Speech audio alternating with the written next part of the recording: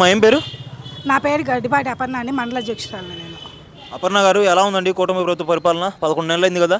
Number 1గా ఉందండి కూటమి ప్రభుత్వం. అసలు వెనక్కి తిరిగి చూసుకోక్కర్లే మేము, అంత బాగుంది భవిష్యత్తు. మాకు ముందు భవిష్యత్తు కూడా బ్రహ్మాండంగా కనిపిస్తుంది. మొన్నటిదాకా మేము 4 ఏళ్ళ మా 4 ఏళ్ళ పరిపాలన మొల్ల మీద నడిచినట్టుంది. ఇప్పుడు బంగారు బాటలో నడుస్తున్నట్టు ఉంది మాకు.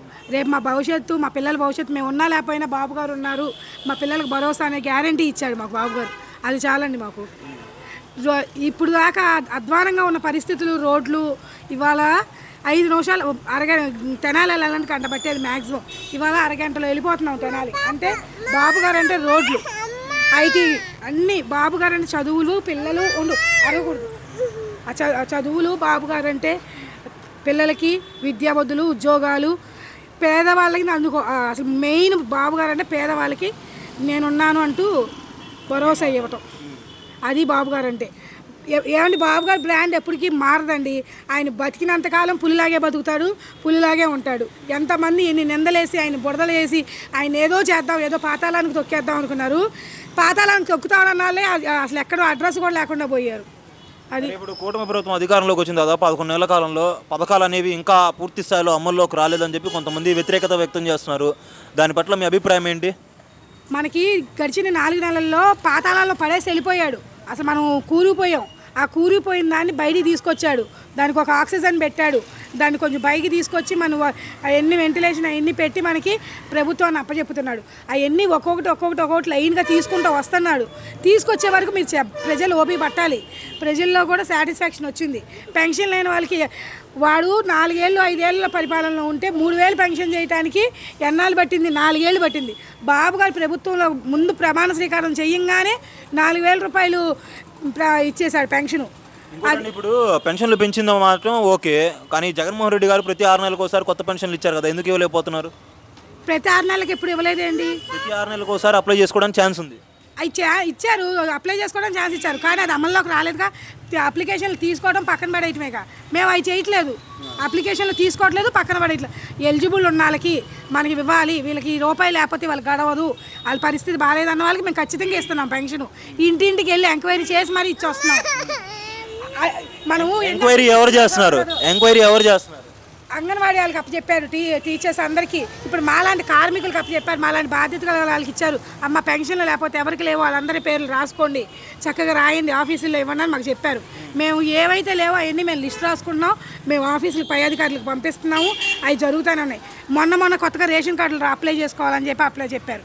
మేము లేని వాళ్ళు ప్రతి ఒక్కరికి రేషన్ కార్డులు కూడా ఇలా పెట్టుకోండి, మీరు వెళ్ళండి, ఇలా చేసుకోండి, మీకు ఏదైనా ఉంటే మేము చేస్తామని హామీ ఇచ్చి మరీ వచ్చాం. అలా పెట్టుకుంటున్నారు కూడా, ఇప్పటికీ జరుగుతుంది కూడా అది.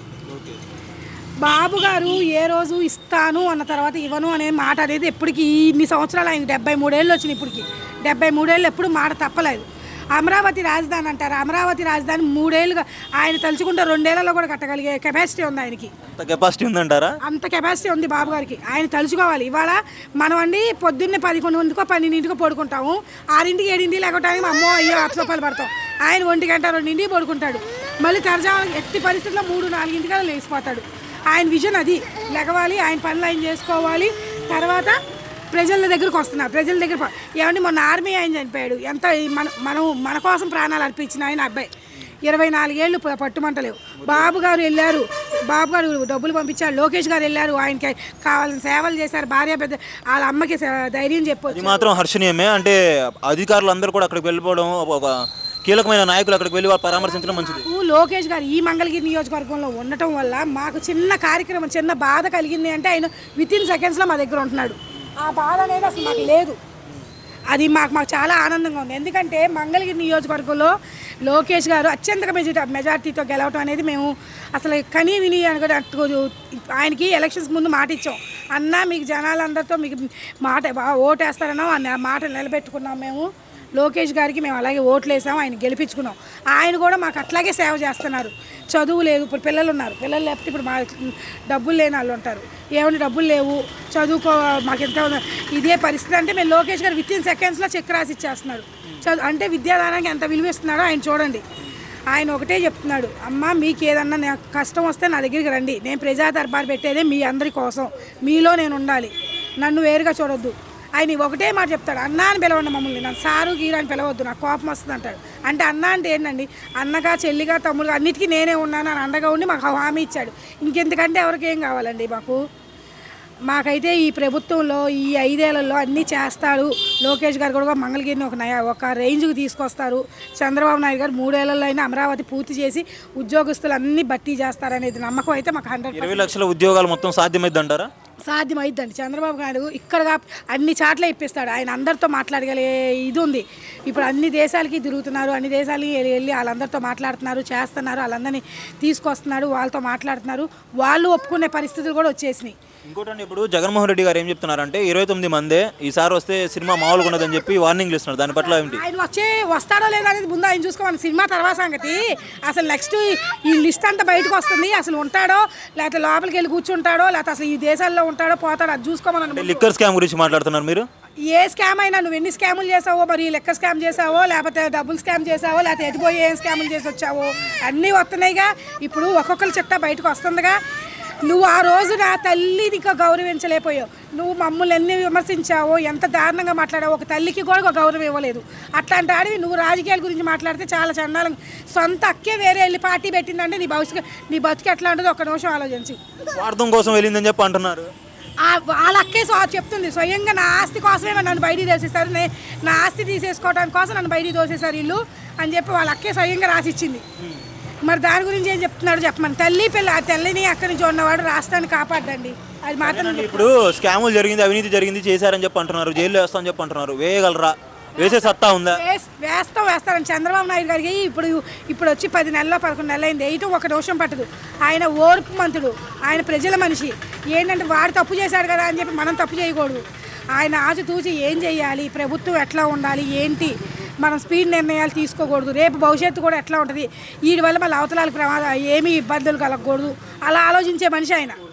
వేయాలనుకుంటే ఎప్పుడు వేస్తారు? ఇప్పుడు మరి ఆయన మనుషులందరూ మరి ఇప్పుడు ఏమైపోయారు? మొన్నటిదాకా నోర్జించుకొని మమ్మల్ని ఎత్తిపోసి తిట్టిపోసిన వాళ్ళని వాళ్ళందరూ ఇప్పుడు మరి ఎక్కడెక్కడ ఉన్నారు? కేసులు బనాయిస్తున్నారని చెప్పి అంటున్నారు, అందుకని సైలెంట్ అయిపోయారు. మరి మమ్మల్ని 4 ఏళ్లలో మరి 4 ఏళ్ళ క్రింద ఉన్నాయి. ఈ 4 ఏళ్ళ ప్రభుత్వంలో ఆడలేదు, మగ లేదు, చిన్న లేదు, పెద్ద లేదు, అందరినీ తీసుకెళ్ళి మరి జైల్లో పడేసరికి కేసులు ఉన్నా లేకపోయినా ఏమున్నా ఒక ఆడదాన్ని అని కూడా చూడకుండా మమ్మల్ని తీసుకెళ్ళి ఎట్లా పడితే అట్లా పడేసి అలా ఇచ్చి ఊళ్ళండి తిప్పి మమ్మల్ని ఎంత హింసించారు.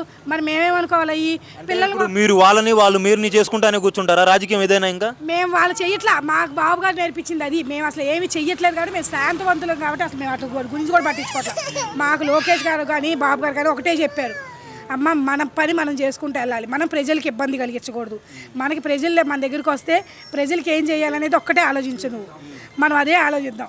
వాళ్ళ గురించి మనం ఆలోచించే అంత టైము మనకు లేదు, మనకు అవసరం లేదు అన్నారు. అట్లాగే మాకు ఇప్పుడు మా ఊరు ఉంది, మా ఊర్లో ఎవరు చిన్న చిన్న సమస్యలు ఉంటే మేము రాసుకొని మా ఊరు నాయకుడి దగ్గరికి వెళ్తాం. మేము చందు గారి దగ్గరికి వెళ్తాం, అన్నా ఇదిగో ఇది పరిస్థితి అన్న, ఇది ఆఫీస్లో చెప్దామన్నా అంట.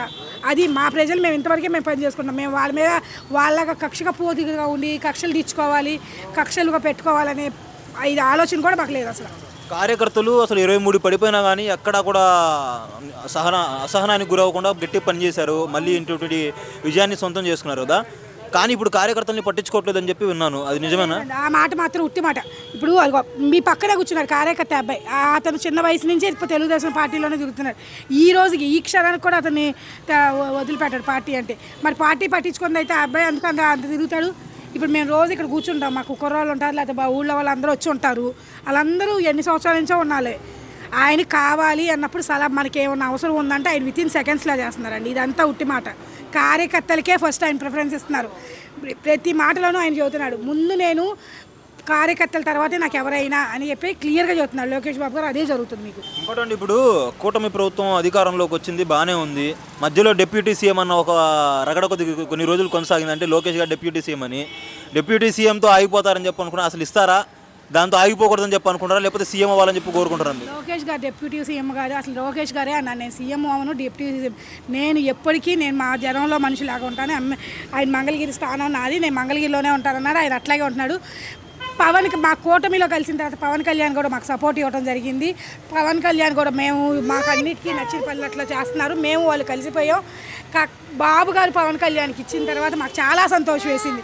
బాబు గారు పవన్ కళ్యాణ్కి ఇచ్చారు, చాలా హ్యాపీగా ఉంది. 2 కూటమిలు కలిసాము, మేము రేపు భవిష్యత్తులో కూడా ముందుకు వెళ్ళగలుగుతాము అనే నమ్మకం మాకు వచ్చింది. ఈ కూటమి ఎన్నాళ్ళు ఉండిద్ది అంటారు?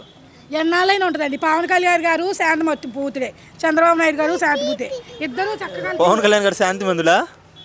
ఆయన శాంతిమంతులు అంటే మీరు వేరే పర్సనల్గా వెళ్ళొద్దు. ఇంకా అవి రాజకీయంలో ఆయన బాబు గారు ఏం చెప్తే ఆయన చేస్తున్నారు. ఇద్దరు కలిసి మాట్లాడుకుంటున్నారు, ఒక నిర్ణయం తీసుకుంటున్నారు. నేను అది చెప్పేది, వాళ్ళిద్దరు కలిసి చేస్తున్నారు. ఏది చేసినా ప్రభుత్వం బాగుంటుంది. ఇద్దరు ఎందుకు మీటింగ్లకు డుమ్మా పడుతున్నారు? పవన్ కళ్యాణ్ గారి మీటింగ్లో అది పర్సనల్ విషయాలు మనం అడగకూడదని, పర్సనల్ విషయాల్లో కూడా మనం వెళ్ళకూడదు. ఆయనకి ఏమి ఇబ్బందులు ఉన్నాయో, ఆర్థిక ఇబ్బందులు, అది అందుకనే అంది. ఆయనకి ఏమి ఇబ్బందులు ఉన్నాయో, ఆయన పర్సనల్ ఇబ్బందులు. ఇప్పుడు ఫ్యామిలీలో ఉన్న తర్వాత ఎన్నో ఇబ్బందులు ఉంటాయి, వాళ్ళకి ఏముంటాయి, అది వారి పర్సనల్. మొత్తంగా రాజధాని కంప్లీట్ అవుతుంది అంటున్నారు, 20 లక్షల ఉద్యోగాలు వస్తాయని చెప్పంటున్నారు. ప్రజలు కూడా అలానే అనుకుంటున్నారా? ప్రజలు కూడా కంపల్సరీగా అనుకుంటున్నారండి. మీరు ప్రజల దగ్గర ఇప్పుడు ఇంతమందిని తిరిగారుగా, మీరు చూసుకొని తెలిసిద్ది. ఇంకా అక్కడికి వెళ్తే ఇంకా చాలామంది ఉన్నారు చెప్పేవాళ్ళు, ప్రభుత్వం వాళ్ళు. ఈ పార్టీ ప్రభుత్వం ఎట్లా ఉంది, ఈ పరిపాలన ఎట్లా ఉంది అనేది జనాలు మీరే అడగండి. వాళ్ళు మీకు 100% ఎలా చెప్తారో వినండి. థ్యాంక్ యూ అండి.